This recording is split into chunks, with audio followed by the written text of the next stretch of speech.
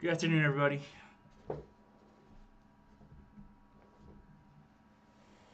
What's up? What's up? What's up, everybody? Anybody out there? Man, I feel like I fought a war today. Tired. What's up, Tom, TJ, Christian? What's up, Ralph and Roble? Cold smoke. Still snowing out. Got a lot of that cold smoke here. This storm system has just been insane. Yeah, I'm not sure what our accumulation's up to. I would imagine it's more than that. Whew. All right. Well, at least there's 5 of you here, so I'll jump in. I'm an associate member of T3 Trading Group, which is an SEC registered broker-dealer and member of FINRA/SIPC. All of my trades are placed through T3 Trading Group. You should carefully consider whether trading is suitable for you in light of your own financial condition. What's up, Joanna? My position disclosure is the same. What's up, Jim? Good to see you. Welcome to the team. All right, let's jump in. How'd we close today? Wow, flat. SPYs are flat, down 0.05%. It felt just insane. Qs finished up 0.2%. The IWM got walloped, down 0.75%. Though closed well off of its lows. So what happened today? The anticipated CPI number came out. So let's go back in time. Let's look up these charts. Going back to the pre-market here. We were set to gap up this morning. We were actually set to gap up to new recent highs for the S&P. If you want to include pre-market price action, or maybe it looks this way if you're looking at a chart of S&P futures, we got a new high today. We broke above. Did we even do it intraday? Oh, we did it intraday also, actually. Okay. Well, we got a new high today. So we got above 477.55. So that confirms this pivot low from back here on January 5th, which is last Friday, as being the actual pivot low in our uptrend. Qs and IWM have not confirmed that yet. We definitely need to take a look at the IWM because it's telling a little bit of a different story. But real quick before I go back into today's trading session, what happened and what happened, I just want to re-emphasize what I was talking to you guys about late last week, really throughout the entirety of this pullback, but especially like Thursday, Friday last week, and Friday we really had a signal when they ended up buying us back up on the non-farm payrolls number on Friday.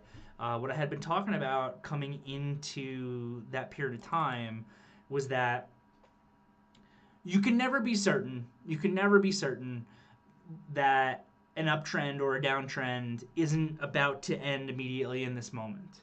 But at the same time as you can never really be certain about anything when it comes to trading, you can be confident that trends tend to continue.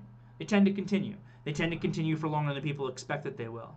And the better thing to do is to assume that your trend will continue until it proves to you that it won't.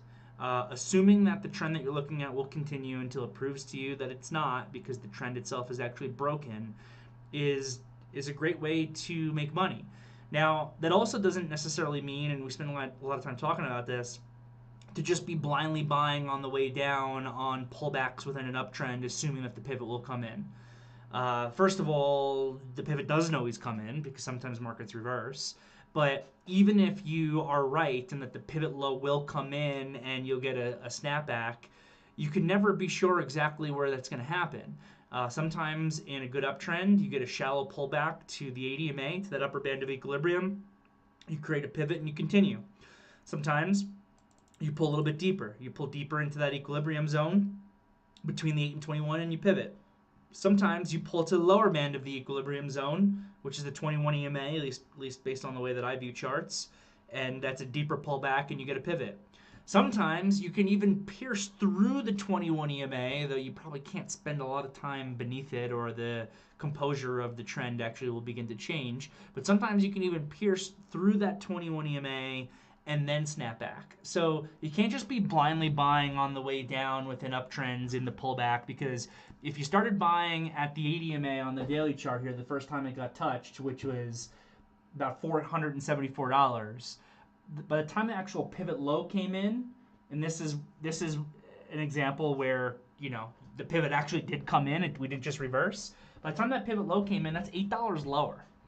So you're probably in a lot of trouble by that point if you loaded the boat at 474 and you haven't stopped yourself out. So you want to wait for the signal for the pivot to actually come in. It's not always easy, but there are certain trend continuation patterns that I really like, that I talk about a lot, like the hammer continuation candlestick or the inside and up in the equilibrium zone when that setup actually comes into play. And obviously, we're always trying to find smaller time frame confirmation based on the bigger time frame, right? So the bigger time frame is telling me on that day 4, day 5 to the downside that we had, all right, this is the area where you should be looking at the small time frame to see if the setup actually comes in for the pivot. And while it was not necessarily easy, and you certainly had to be patient because this pullback was pretty deep, maybe not that deep if you consider where we came from October's lows, but you know, for a standard correction, we overshot the 21 EMA, so that's a pretty deep pullback. But when this pivot actually came into play, and it still wasn't an easy day because we didn't close super strong that day, but you finally had your intraday signal, which corresponded kind of with a little bit of a fundamental thought process that we were talking about on the low last Friday, when we immediately downticked on non-farm payrolls. But then what do I always say whenever we have an economic number? Pay attention to that starting point, because if you can negate that starting point, it's very meaningful.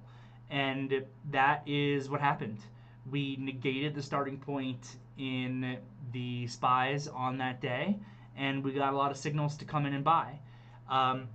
It might have been tricky to keep positions overnight that night because we you know, the afternoon session was weak. We still kind of closed off of highs. It wasn't a fantastic looking, you know, confirmation pivot candle. But if you had anything that was relatively strong, and there were things that were relatively strong, and you had a good profit cushion, you could have kept some. And then even if you didn't, there was opportunities to be able to get back long stock on that Monday, the 8th, where we also came in with kind of a bullish thought process to see if we could continue.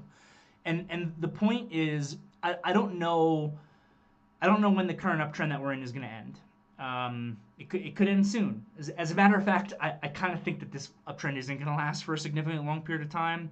I didn't get to listen to Gem on CNBC today because I don't even have a TV near me, and if I did, I wouldn't even know how to get CNBC on it, to be honest. I don't watch TV. But I know that he's been talking about, you know, I think a potential bigger window of weakness that could come into the market once this larger January OPEX ends, and I've kind of been having a similar thought process as well when we get to that point. But let's take it one day at a time. The point is, I don't know when this uptrend is going to end. I've got my thoughts, I've got my thesis, but I don't know. And the fact of the matter is that pivot low that's at 466 and change, that could be the low where we break through the December highs, especially if CPI happened to come in light today, which it didn't, but just imagine if it did, as far as risk reward. Next thing you know, the market right now wouldn't be extended to the upside until we got to like 484, right? And then maybe you get a bull flag there, and then maybe you get further trend continuation. The point is that the upside reward potential of being able to be long from this pivot low Friday, Monday is literally unlimited. And that's the type of risk reward that I like to look for when I'm trading. Limited risk for unlimited reward, because you're with the trend, you're implementing trailing strategies or whatever it is. So I just want to re-emphasize now, as of today, with the SPYs, I know the Qs and the IWM might be telling a little bit of a different picture. Now that the SPYs broke the December high, which confirms this is a pivot low, I just want to go back in time to talk about, again, with hindsight, what we were talking about in real time back at the end of last week, about how the pivot low within the confines of this uptrend, if there's trend continuation, and that's what you should assume, is a potential fantastic risk reward opportunity. And There's been plenty of names out there that have even been relatively strong to the market. A lot of the semiconductor names that NVIDIA trade, whatever it is, where if you were utilizing the market pullback to get involved in some of these relatively strong names, you're able to nail the execution well, then it's just a matter of, well, here I am, I don't know, where's NVIDIA? 550 bucks. Here I am, you know, $60 in the money on NVIDIA. What do I want to do? And those are the types of problems that I love to be able to have. So, but it was worth, you know, kind of going over that again because we were talking about it, you know, late last week and it worked out. The Qs, not, you know, they had a bigger pullback, a little bit concerning when they were getting below the 21 EMA because this 8 EMA was pointing down, but it was a deep pivot. But now we've worked our way back up. We have not tested the December highs yet for the Qs, but we're getting there because the Magnificent Seven have been primarily where the relative strength has been. And then you look at the IWM and you get a little bit of a different picture. We knew coming into today off of the CPI, this was our conversation, that the IWM would actually probably be most affected. It seems like the IWM is most affected by movements in interest rates. And you know, we've spoken about that a lot, the reason why that is a lot in the past, so I won't get into too much detail on it today. But CPI came in hot today. This IWM has already been relatively weak. It's already been struggling to break higher. I felt that if CPI came in light, that the IWM, and I know Josh was saying the same thing, would actually probably play a lot of really fast catch-up to the SPYs and the Qs, which had been outperforming the last couple trading sessions into the CPI. But guess what? It didn't. The CPI came in hot today. I was worried about it. You know, even pre-market. I know Brant was talking about how this market always seems to have a bid, and he wasn't wrong. I mean, we did immediately uptick back to our starting point in the SPYs, which is about 478. I can pull up the pre-market chart again. This is even what I was saying about last Friday, right? Whenever we have an important economic number, let's pay attention to where the market was when the number hits. While you're below that, keep it simple, stupid. Everything else held equal, which is a term that I hate, but we have to use it sometimes. While we're below that amount, you're better off being short than long. While we're above, if we can get back above that price, then the market's telling you it doesn't care about the news, it's negated it, and you're better off being long than short. Well, we did have a real quick tick as soon as the market opened, pretty much back to our starting point, but we never really recovered and got back above.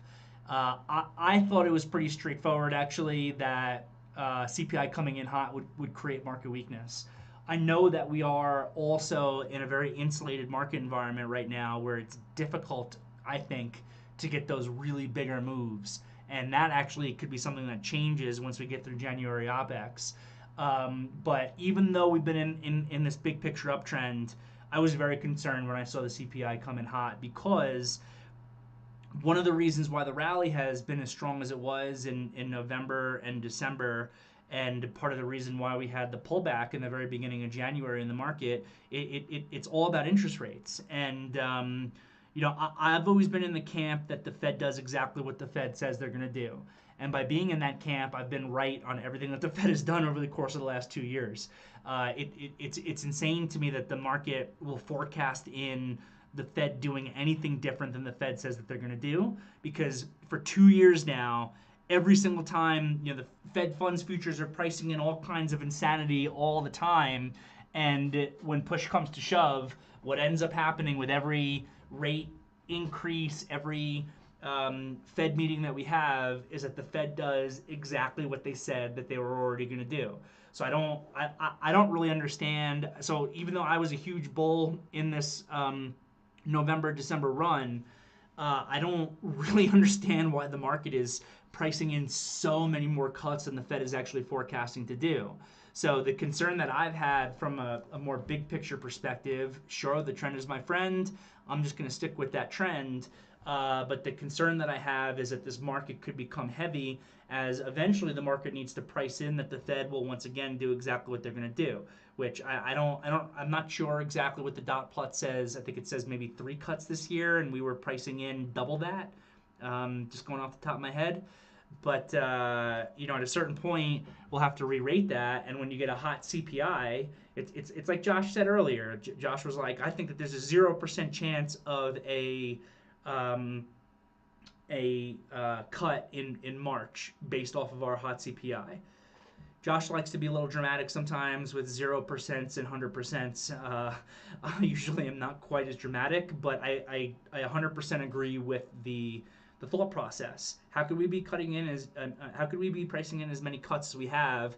And then CPI comes a little bit hot today. I expect that means that we will start to further wipe out some of the expectations of those rate cuts, similar to what we already saw in the beginning of January, which could enable this market to be weaker. And what will probably be most relatively weak in that type of environment is the IWM. So when I saw that we were trading down in the pre-market, I shorted the IWM by buying the TZA levered ETF.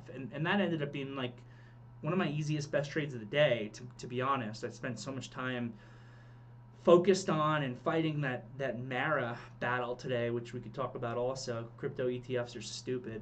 That's the title of today's afternoon meeting. Um, but you know, that was just the easier trade. It's like, all right, we broke down and make this is just common sense, you know, and even just think about this SPY move, right? This is a big like 4-day up move back to these recent highs. You've got resistance here 4 days up into it. CPI comes in hot. It should make interest rates move higher. Let me get short. What should I short? How about I short what's most relatively weak? Especially if you're like me and you've got a whole bunch of longs on still trying to take advantage of this trend. And I had gotten a lot heavier to the long side again last Friday when we got that signal, and even more heavy on Monday when we were getting the follow through. Why not, you know, buy some TZA to be able to hedge myself out? It's impressive to me how well this market held in. We never, even here at the end of the day, with this big rally that we had off of lows, we never were able to get back above our starting point for any of our indices. But it's impressive, and it's still it's the Mag 7 stocks that still seem to be putting kind of the weight on their shoulders. The Nasdaq finished up 2% today, despite that hot CPI. Nvidia is still up a percentage point today. Still got up to like 550. So that's kind of where we're at with the big picture. You know, with as far as positioning goes. And it's like I said in the morning meeting. You know, given the CPI, my main focus today was just going to be on the market itself and the stocks that I was already positioned in to manage them properly.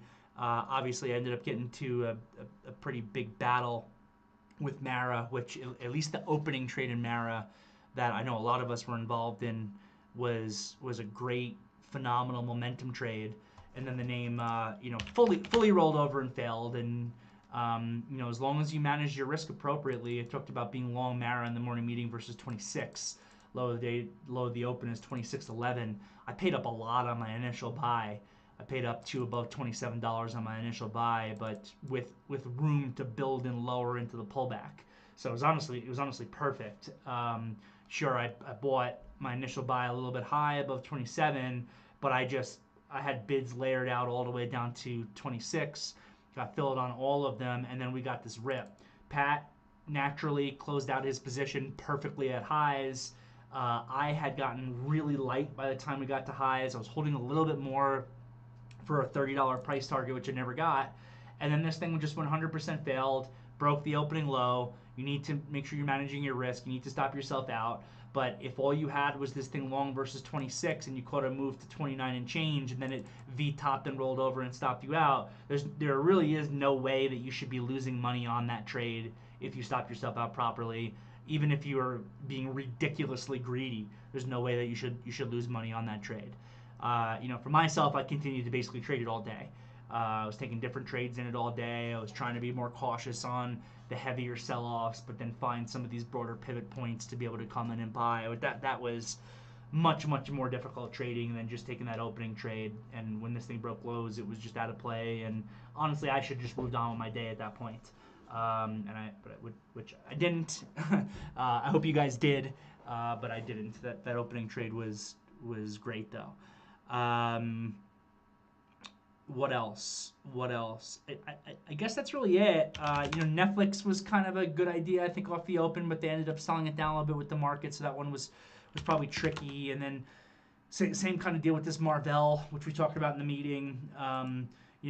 These names I think would have been phenomenal if the market was cooperative.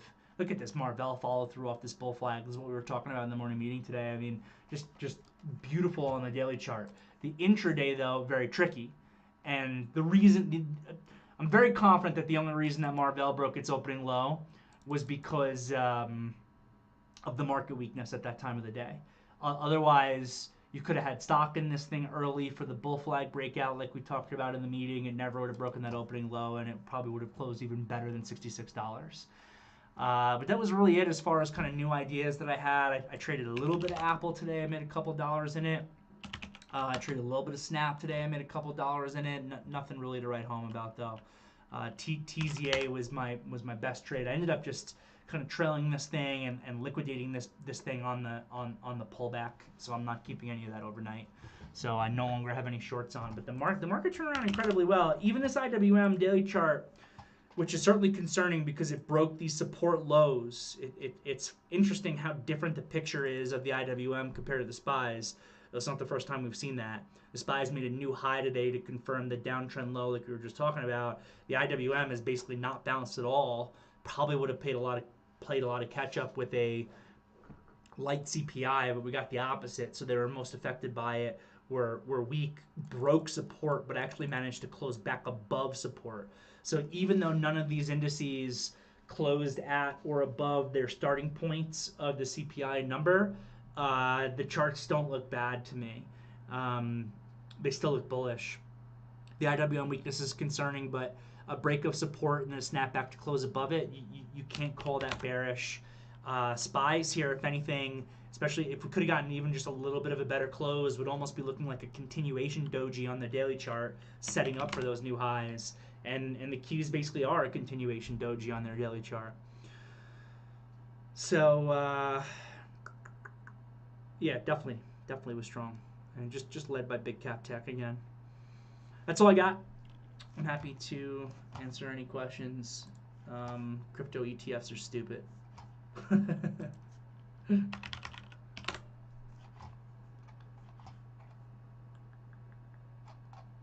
Anybody have anything here in the virtual trading floor? I'm trying to log into the YouTube channel here.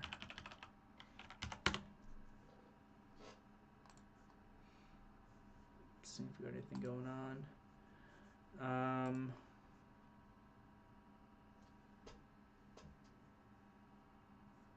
$500. Where are we trading? I came into the market ready for the $500 SPY target, says Kevin G on YouTube. The indices were pretty clean today. Robert likes the name of my video today. Crypto ETFs are stupid.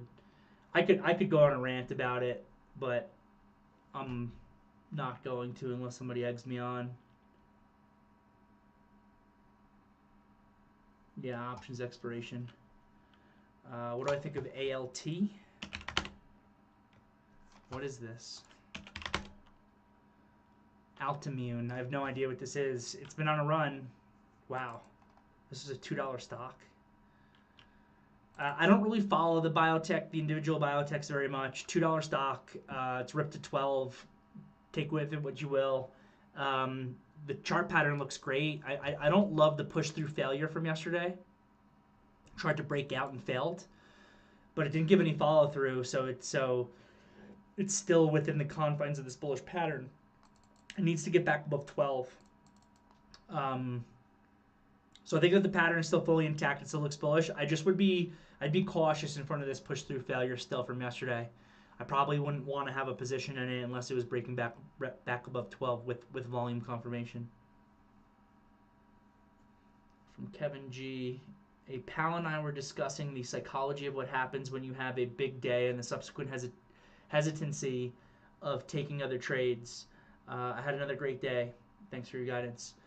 Yeah, for sure. So, always happy to talk about anything that's trading psychology related. We probably don't spend enough time on those types of topics because they are very important. We spend a lot of our time talking about technicals, but At the end of the day, what ends up probably making or breaking most traders is really more the psychology aspect of it than anything. Um, so your comment here is the psychology of what happens when you have a big up day, uh, and then your next part of your comment's interesting because I find that I'm actually the opposite. So what you're saying is when you have a big up day, subsequently you can be hesitant in taking other trades. Um, I actually find that I have had the opposite problem in the past. That when I have really big up days, I get too loose with my trading. And I just feel like I'm God's gift to the market and anything I buy should just work. And that is absolutely the wrong way to think. I actually think, really what you want to be able to do is stay even keeled no matter what your P&L is and trade the same no matter what. We know how difficult that is. We know that, P&L movement and what your P&L is, it's very easy to have that affect your psychology and have that affect your game plans and how you're trading. I always fall back to the same concept though for just about any psychological trading issue that a trader can have. I find that the key to countering it is by having good game planning and following the game plans. Because if you have a good game plan and you follow the game plan, then it doesn't matter what your P&L is. You will inherently be doing the exact same thing whether your P&L is up a ton, down a ton, or flat, because you are just following your preset game plan. And that's really the key. Don't allow yourself, like I sometimes do, to just get loose and just start trading things that were outside of your game plan. And definitely don't allow your P&L being up or down or whatever to change a game plan on a trade that you're already in. Follow it. So, oh cool, we have a spam bot in the YouTube who wants everybody to buy baby grok coin. I wish I had a way to report that to YouTube, but whatever. Baby grok. Anybody ever heard of that one? Crypto is stupid. Crypto ETFs are stupid. Baby grok is stupid. Please, no one go buy that.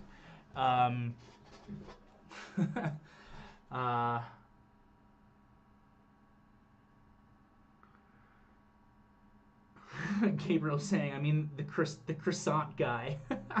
He posted the interview on X. It's quick. Okay, I'll try to look at it later. The croissant guy.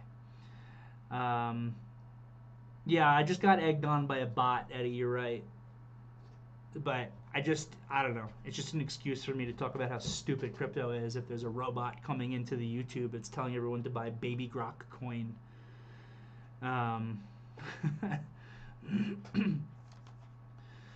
All right, some questions coming in to the VTF. I didn't trade Docu, but we were pretty early on that on those rumors, I think, in the VTF, but I didn't get involved. And I've been talking about Docu as being a buyout candidate for somebody for a long time. I feel like Docu is a feature more than it is an independent company. I always thought that Docu would be a great buyout for oh my god, I'm blanking on the name of the company, but they bought somebody else. If anybody's been in the VTF long enough, you've probably heard me say it in the past. Adobe. Thank you, Mark. I always thought that DocuSign would be good for Adobe to buy. But then they bought somebody else, so I felt that they just had too much on their plate. So then I didn't know who the right candidate would be to come in and buy DocuSign. But there were rumors coming in today that helped that stock move.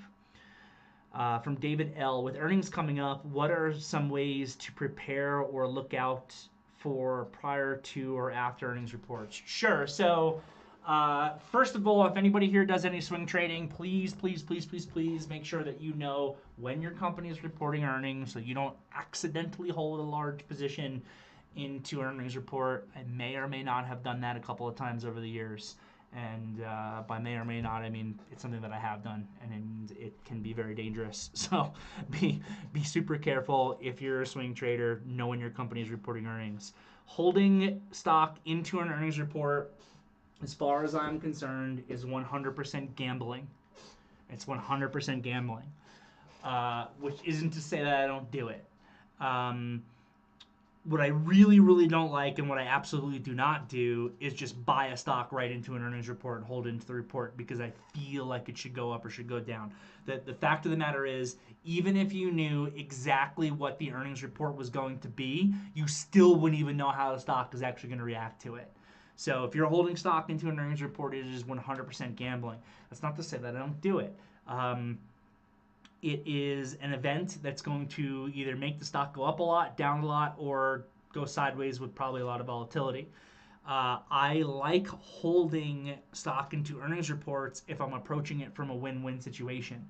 If I have a lot of open positive P&L in a position, I don't just liquidate the position into the earnings report.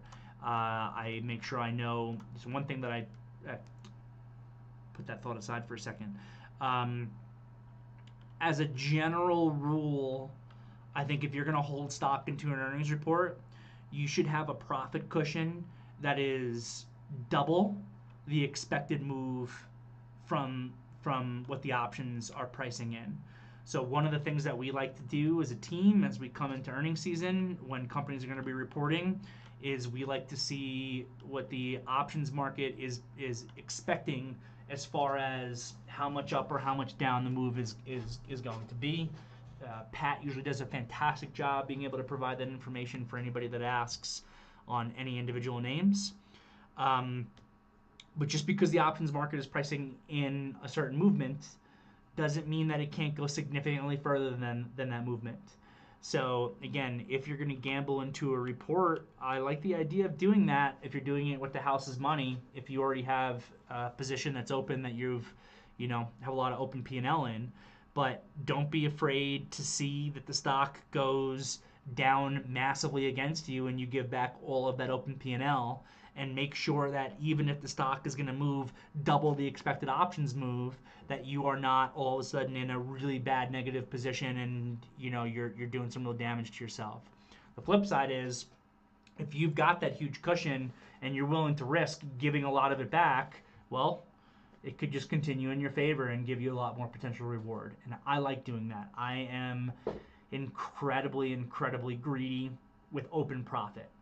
And I think that is what enables me as a trader to get really good reward for my risk, is that I am not afraid to give back. I'm not afraid to give back significantly more in open P&L that I've already made compared to new risk on a trade that I'm first putting on. I'm probably, I try not to talk about my personal numbers in meetings or anything like that, and the compliance department doesn't want me to do it, but I'll just say, I don't come in and risk $10,000 on a trade. I don't just buy a stock and buy so much, stock or whatever where I'm giving it $10,000 worth of risk. Sometimes maybe it's almost close to that at this point, but not that much. But I will be willing to give back tens of thousands of dollars sometimes in open P&L for the potential to make six figures off of that. That's what I want to be able to do. So that just goes back to the whole thing of being greedy with open P&L, being willing to give back money to potentially make more. And that's when I'll hold something into an earnings report. Now, as far as if we're trading after the report has already come in, again, know where the options move is pricing in, because even though that's not something that's perfect, and sometimes you'll see things that overshoot it or undershoot it, it actually is very accurate, where even if something is going to overshoot, you'll sometimes see at least a pause right at the area of where the options priced in the movement. So that can be a good level to pay attention to if you are trading anything after hours. Also, we want to pay attention to the things that trade very liquid after hours to see what their after hours levels are. A lot of times those levels, I'm especially talking about your Apples and Googles of the world, carry over into the next trading session. So I think that's a good overview. The final thing I would say about it is, earnings events tend to lead to momentum moves. So when you're trading something that has news, something that reported earnings, you are much better off looking for continuation trades, trend continuation, momentum continuation, than you are looking for counter trend trades. And if you're doing anything counter trend in an earnings report, make sure you got your risk managed, because you can get run over very, very, very quickly. So thanks, David L., for the question, and I hope that my answers helped you out, and I'm sure we'll be having plenty of examples as we go through this earnings season.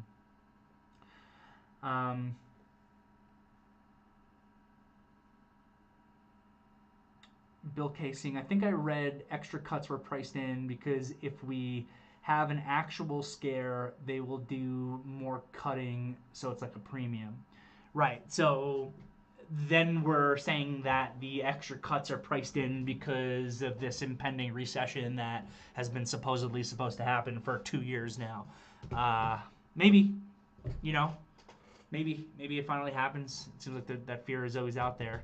And if that happens, then yeah, maybe there are more cuts. There probably will be than what the Fed has projected. But the Fed also doesn't seem to be projecting any real recession at this point either. So we'll take that as it comes.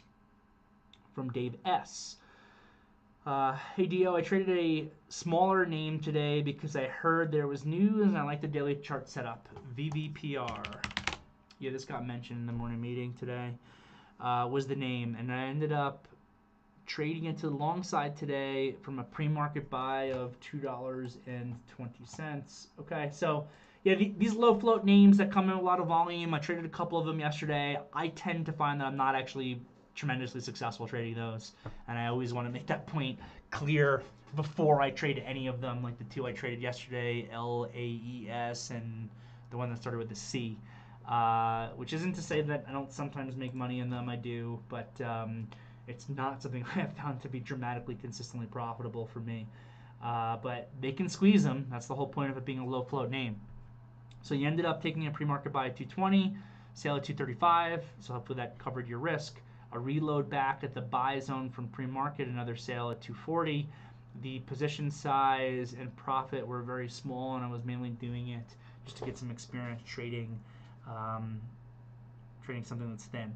My question is this: for smaller names that are more thin and spready, should I still take into effect anything that the market is doing overall?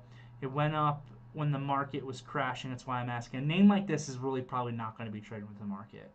I don't want to say that there's zero correlation, but it dramatically lowers the correlation to the market, and if anything, negates the market. So I'm not going to say that there's zero effect. There probably is a small effect, but it's significantly less than it would be otherwise. Thanks for the question, Dave. Dimitri says there's no such thing as stupid crypto, just stupid people that buy crypto. From Christian, you have a rule not to keep positions overnight if you are not at least 1% in the money. I call it a guideline, but yeah. Does that mean that positions taken later in the day, which I know is not your favorite, are inherently less likely to be held overnight because there is less time for them to move enough to give you a buffer? That is 100% correct, Christian. 100% right. And it's one of the reasons why I prefer to do the majority of my trading earlier on in the day, because as I'm letting these trades, if they're going in my favor, just continue to trade in my direction, I've got a lot more time on the intraday to build out the potential overnight cushion than I would otherwise. And I would also just say something I've said in the past. I've got nothing against pure day trading.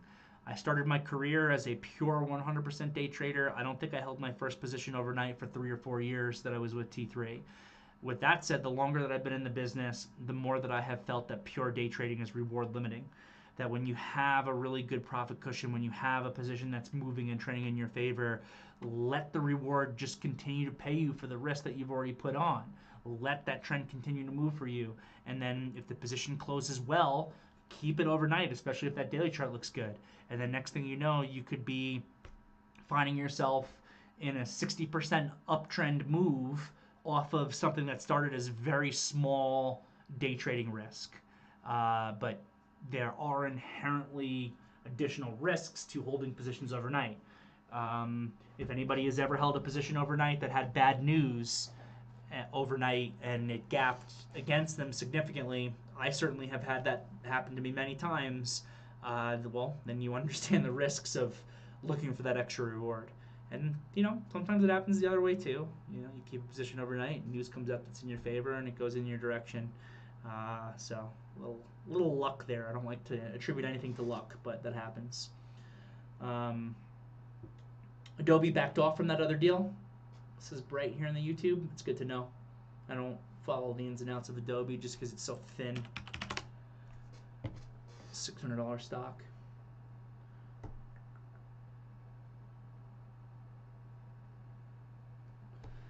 Okay, looks like I got through everything in YouTube and in the virtual trading floor. If you're in YouTube, you know what to do. Give me that thumbs up. Thanks everyone for tuning in. Have a wonderful night. See you all tomorrow.